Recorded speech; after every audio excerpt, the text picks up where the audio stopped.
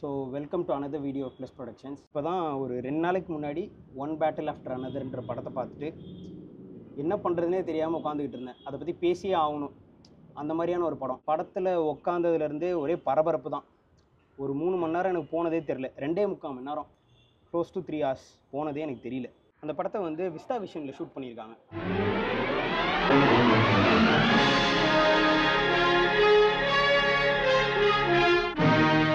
Vista விஷன்னா என்னன்னு போய் பார்த்துட்டு இருந்தேன்.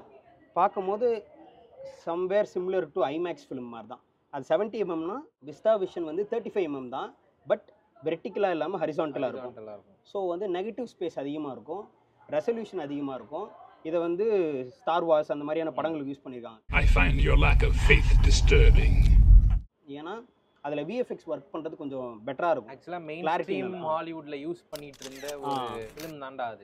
டிஜிட்டைஸ் ஆனதுக்கப்புறம் இவங்க அதை விட்டுட்டாங்க. ஹேண்ட்ஃபுல் ஆஃப் டைரக்டர்ஸ் தானே ஃபிலிம்ல ஷூட் பண்றாங்க. டாரண்டினோ, பிடிஏ, அப்புறம் நூலன், வேற யார்? ரயன் கோக்லர் இப்போ பண்ணாங்க.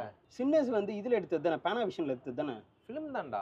ஆமாம், 2 ஃபார்மேட்டில் எடுத்தானா. ஃபிலிம் தான், ஐமேக்ஸ்லையும் எடுத்துருக்கான், சில சீன்ஸ் பேனாவிஷன்லையும் எடுத்துருக்கான். சில சீன்ஸ் ஐமேக்ஸ் ஃபிலிம் கேமராடா, மற்றதெல்லாம் பேனாவிஷன். கோடாக்ல வந்து ரயன் குக்லரோட ஒரு வீடியோ இருக்குது. அவன் எக்ஸ்பிளைன் பண்ணுவான் 8 mmக்கும் 16 mm 35 mmனா என்ன அப்படின்றத பற்றி ஃபுல்லாக எக்ஸ்பிளைன் பண்ணிருப்பாரு. இன்ஃபர்மேட்டிவான இன்ஃப்ளூயன்ஷியலான வீடியோ. ஆனால் நம்ம ஊரில் அது பார்க்கறது வேஸ்ட். இந்த வீக்கோட ஐமேக்ஸ் ஃபென் தூக்கிடுவான். அப்படியா? ஐமேக்ஸ்ல பார்க்கறது தான் பெஸ்ட். 70 mm ரீல் ஓடும் உள்ள. நீ ஐமேக்ஸோட பேஜ்ல போய் பார்த்தீங்கன்னா அந்த ரீல்லாம் போட்டிருப்பாங்கடா. அதான் நம்ம ஊர்ல அது ஒரு வேஸ்ட். அதை பத்தி பேசுறது வேஸ்ட். நம்ம தெரிஞ்சு வேணா வச்சுக்கலாம், லாஜிஸ்டிக்காவே முடியாதுடா. ஆமா, நீ நினைச்சு பாரு, டேக்லாம் அவ்வளவு போச்சுன்னா அவ்வளவுதான், ப்ரொடியூசர் படுத்துருவான். 4 minutes தான் ஒரு கேன் வரும். 13 டேக்ஸ் போச்சு. So 13 டேக்ஸ்னா 13 Cannes. ஃபஸ்ட்டு ஒரு 20 minutes தான் ஒரு ஆக்டிவிஸ்டாக இவங்க என்னென்ன பண்ணுறாங்க, ஒரு ரிவல்யூஷனரி என்ன பண்ணுறாங்கன்னு இருக்கும். ஆனால் அடுத்த செகண்டே ஒரு குழந்தை பிறந்ததுக்கு அப்புறமா இவர் சொல்லுவார், அவளுக்கு இன்னும் குழந்தை பிறந்தது, கல்யாணம் ஆயிடுச்சு, குழந்தை பிறந்ததுன்ற நினைவே இல்லாமல் இருக்கா அவ அப்படின்னு சொல்லுவார். ரியலைசேஷன்லேயே இல்லை. அவன் லேட் நைட் டக்குன்ட்டு கன் எடுத்துகிட்டு போனோடனே இன்னுமா இதை பண்ணிகிட்டு இருக்க, ஒரு குடும்பம் ஆயிடுச்சு அப்படின்ட்டு டிகேப்ரியோ சொல்லுவார். அவள் அதெல்லாம் எடுத்துக்க மாட்டான். அவளுக்கு இன்னொரு காம்ப்ளெக்ஸ் வேறு இருக்கும். என்னன்ட்டுனா, குழந்தை பிறந்ததுக்கப்புறம் நம்மளை வந்து கண்டுக்கலாமே. ஆமாம், அவ கேரக்டர் ஒரு அட்டென்ஷன் சீக்கரா தான் இருக்கும். ஆமா, ஃபர்ஸ்ட் ஃப்ரேம்ல இருந்தே அப்படிதான் இருக்கும். அவளை சுத்தி தான் எல்லாம் நடக்கும், எல்லாமே நடக்கும், சுத்திட்டு இருப்பான். அந்த மெயின் கேரக்டர் சிண்ட்ரோம்னு சொல்லுவாங்கல்ல, அதுலயே இருப்பா இவன். ஆனா அந்த குழந்தை தான், அந்த குழந்தை வந்தோடனே இவன் ஆளே மாறிடுவான். ஆமா, வேற மாதிரி இருப்பான். அதை கையில வச்சுட்டு சுத்துறதா இருக்கட்டும், அந்த வீட்டுக்குள்ள அந்த ஒரு கான்வர்சேஷன் இருக்கும்ல, அவ யாருக்கும் தெரியாம நைட்டு ஓடிடலான்னு வெளில வருவா, இவன் நின்றுட்டு இருப்பான். அந்த சீன்லாம் இருக்கட்டும், அதெல்லாம் மோசமா பேசிட்டு அவ வெளில போயிடுவாள்ல. அதுக்கப்புறமா அடுத்த நாள் ஒரு பேங்க் ஹைஸ் பண்ணிட்டு போவாங்க. அங்க ஜங்கிள் புசி அப்படின்னு ஒரு பொண்ணு வந்து தேட்டரே செதறிச்சு அந்த இடத்துல. ப்ரீஃபிங் கொடுக்கும், இங்க என்ன நடக்க போகுது, நீங்க என்னெல்லாம் பண்ணணும் பண்ணக்கூடாதுன்னு சொல்லும். ஒரு செக்யூரிட்டியை வந்து, பவர்னா என்னன்னு ஒரு டெஃபினிஷன் வேற கொடுப்பா. அந்த செக்யூரிட்டி வந்து சுற்றுவா, இவ பயத்துல தான் சுற்றுவா. என்ன மேட்டர்னா, அவ எப்பவுமே ரொம்ப பவர்ஃபுல்லாவே ஃபீல் பண்ணக்கூடிய ஆள். இது வரைக்கும் யாரையுமே அவ கொன்னதெல்லாம் கிடையாது. பட் இந்த இடத்துல தான் ஃபர்ஸ்ட் கில்லே அவ பண்றா. ஏன்னா இவ சொல்றதை வந்து அவன் கேட்கல. நீ இருக்கிற வேண்டிய இடத்துல இருடா, சுற்றுவேன் வா. ஆனா அவர் வந்த உடனே சுற்றுவான். அடுத்து அதுல இருந்தே டவுன்ஃபால் தான். எனக்கு என்ன புரிஞ்சுதுன்னா, அபியூஸ் ஆஃப் ஃப்ரீடம் தான் நான் சொல்றேன். ட்ரஸ்ட் டிவைஸ்னு ஒன்று கொடுப்பாங்க. இந்த டிவைஸ்ல ஒரு பீப் சத்தம் கேட்டுச்சுன்னா உன் பக்கத்துல யாரோ இதே டிவைஸ் வச்சிருக்கவங்க இருக்காங்கன்னு அர்த்தம். அது ஆக்சுவலாக நிறைய பேருக்கு புரியல அது என்ன டிவைஸ்னு. அது என்ன டிவைஸ்னா, அதோட ஒரு சீக்வன்ஸ் சிங்க்ரனைஸ் ஆயிருக்கும். ஸோ நீ ஒன்று வச்சிருக்க, நான் ஒன்று வச்சிருக்கேன்னா அது பேர் ஆயிருக்கும். ஆமா, அது ஒரு 100 meters சம்திங் டிஸ்டன்ஸ் சொல்லுவாங்க. ஒரு குறிப்பிட்ட ரேடியஸ் வரைக்கும் 2 டிவைஸும் கிட்ட இருக்குன்னா அந்த க்ரீன் லைட் எரியும். ட்ராக்கர் தான் அது. இந்த மாதிரி பீப் அடிச்சு அந்த பர்சன் வெளியே வந்தாங்கன்னா நீ அவங்கள வந்து உன்னோட உயிரை கூட ட்ரஸ்ட் பண்ணலாம் அவங்கள வச்சு அப்படின்ற மாதிரி. அதே மாதிரி அவங்க கிட்ட உண்மையை மட்டும் தான் சொல்லணும், எதையுமே ஆனா இது இப்போ இதெல்லாம் சொன்னது எல்லாத்தையுமே வந்து லைன் கிராஸ் பண்ண தான் போறாங்க.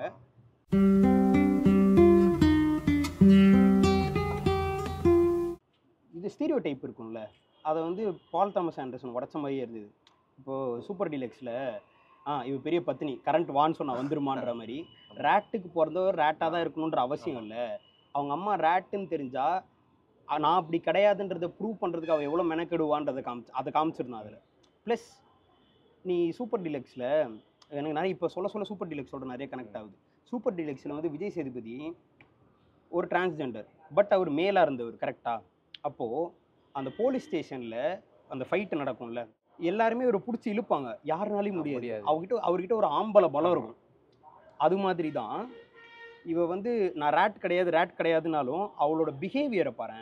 அவள் கன் எடுத்து ப்ராக்டிஸ் பண்ணுறதா இருக்கட்டும், கிளைமேக்ஸில் வந்து அவங்க அப்பாவே கொஸ்டின் பண்ணுறதா இருக்கட்டும், எல்லாரோட ஐடென்டிட்டியுமே வேறு வேறையாக இருக்கும்போது இப்போ பாபோட ஐடென்டிட்டி ஒரே இவன் அப்பாவை இல்லாமல் நடிச்சிருந்தா அப்படின்றதுக்கு அவனை கார்னர் பண்ணுவாள்ல, அதெல்லாம் பார்க்கும்போது இப்போ ரேட் இல்லை, அம்மா மாதிரி இல்லை, ஆனால் அவங்க அம்மா மாதிரியே தான் இருக்கா. அப்போ அவள் பண்ணுற பிஹேவியர்லேருந்து எவ்வளோ ஸ்ட்ராங்கான உமனாக இருக்கான்றதுலேருந்து.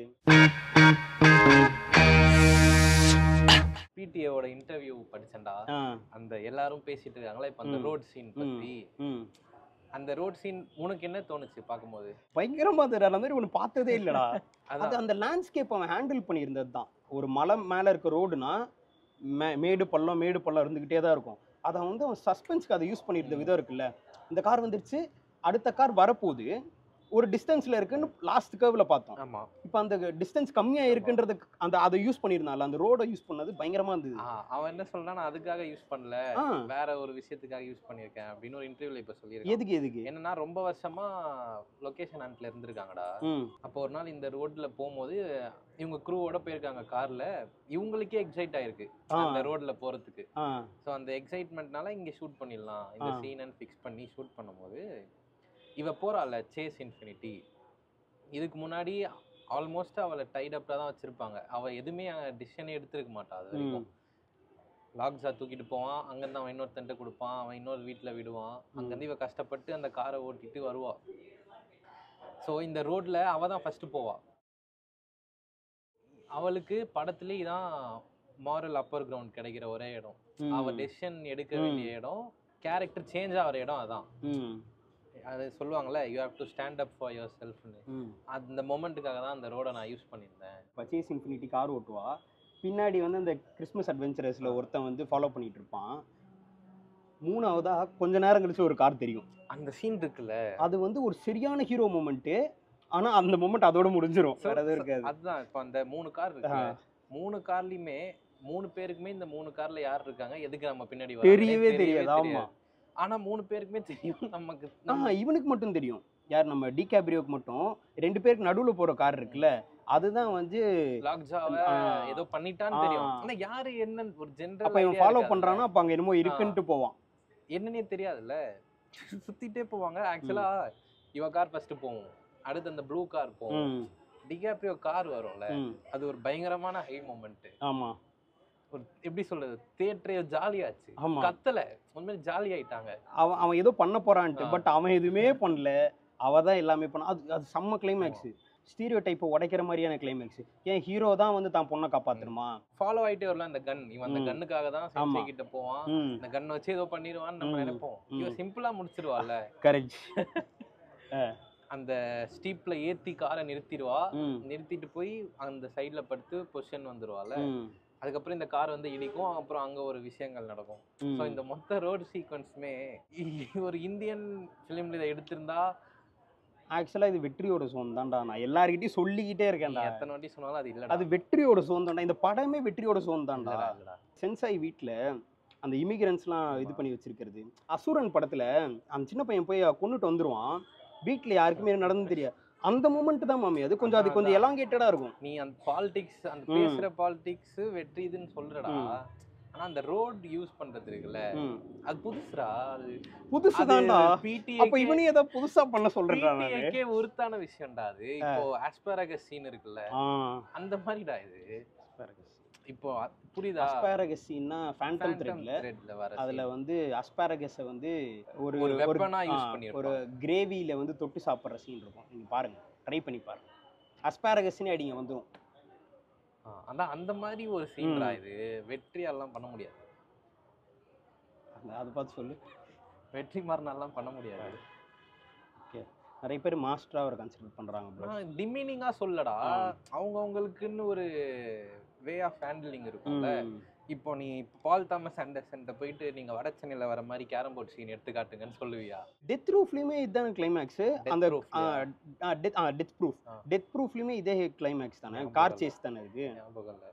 அதுலயும் அதே கார் சேஸ். ஏய் நீ ஏன்டா டெத் ப்ரூஃப் போற? விடாமுயற்சி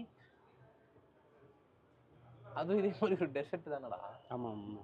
விளையாடாதீங்க சார். நான் விளையாடாதீங்க சார். நீ உனக்கு லேண்ட்ஸ்கேப் இருக்குன்றதுனால அப்படி எடுக்க முடியாதுன்னு நான் சொல்றேன். மண்டையில அது இருக்கணும்ல. இப்ப விடாமுயற்சிலையும் இதே மாதிரி வண்டி ஓட்டிட்டு தான் போறாங்க படம் ஃபுல்லா. ஆனா இப்படி ஒரு ஷாட் கூட இல்லையே. அந்த ரோட நீ எலமெண்டா யூஸ் பண்ண தோணல. பிடிஏக்கு தான் தோணும்னு நான் சொல்றேன். ஒன் பேட்டில் ஆஃப்டர் அனதர் வந்து ஒரு நாவலோட லூஸ்லி அடாப்டட் ஃபிலிமா. அப்படியா?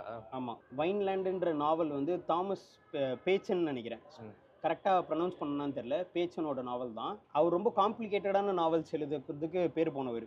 கிராவிட்டி ரெயின்போ அந்த மாதிரியான நாவலில் எழுதினாலும் ரொம்ப காம்ப்ளெக்ஸான ஆள் யார், நம்ம டேவிட் ஃபாஸ்டர் வாலஸ் மாதிரி. அந்த படத்தை என்னால் கம்ப்ளீட்டாக அடாப்ட் பண்ண முடியாது, எப்பயுமே பண்ண முடியாது. அதனால் அந்த கதையில் எந்த பார்ட்ஸ் எல்லாம் என்கிட்ட பேசிச்சோ நான் அதை திருடிட்டு ஓடிட்டேன் அப்படின்னு அவர் சொல்லியிருக்காரு இன்டர்வியூவில். எக்ஸப்ட் அந்த படத்தில் நிறைய ட்ரிவியா இருக்குடா. இன்னொன்று நான் வந்து படித்தேன், காரில் போகும்போது அந்த சென்சை கிட்ட பேசுவான்ல, அவங்க அம்மா இருந்தாதான் என் குழந்தைய பார்த்துக்க முடியும், ஐ கான் டூ ஹர் ஹேர் அப்படின்னு தெரியுமா.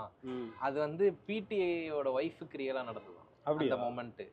அதை அப்படியே எடுத்து வச்சிருந்திருக்கான். Jingle bells, jingle bells, jingle all the way. ஏற்கனவே ஒரு நல்ல நிலைமைக்கு போயிட்டாரு. ஆனா இதை விட ஒரு நல்ல நிலைமையா ஒரு கிளப்ல சேரக்கூடிய வாய்ப்பு கிடைக்குது. என்னது? கிறிஸ்மஸ் அட்மைரர்ஸா? அட்வென்ச்சர்ஸ். கிறிஸ்மஸ் அட்வென்ச்சரரா மாறலாம். அது எனக்கு அந்த கிளப் பேரை பாரு. அது மாதிரி எனக்கு என்னடா அது கிளப்? அது கிறிஸ்மஸ் அட்வென்ச்சரர். அது வந்து இந்த தாத்தாங்க எல்லாம் உட்கார்ந்திருப்பாங்கல, பார்த்தா கரெக்டா தாத்தாங்க அந்த கிளப்ல அவர் உட்கார்ந்திருக்காரு.